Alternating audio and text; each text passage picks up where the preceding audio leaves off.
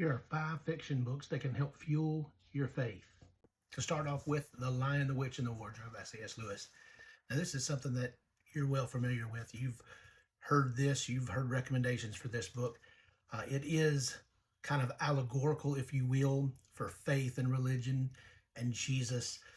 And it's just a very good story. It's a very good story for fantasy. You don't have to be a Christian to enjoy this, but if you are a Christian, there's no way you can miss the Christian themes and the themes of faith, sacrifice, and resurrection that are in it.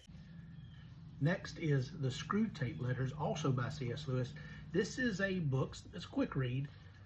It's going to be this fantasy demon writing to his nephew about their subject or their client, who they're trying to deceive, they're trying to tempt, and just him walking his nephew through the do's and don'ts of temptation. And also, as you read that, it gives good instruction for a believer to know how to stay away from temptation. Next is Silence, and this is by Shusaku Endo. Hope I pronounced that right. This is a story about 2 Catholic missionaries who travel to Japan, feudal Japan, to find a missing missionary. And while they're there, they discover the Japanese church. They experience persecution. It's a very sad book, but it's also a book that shows you the extent that someone would go to for their faith.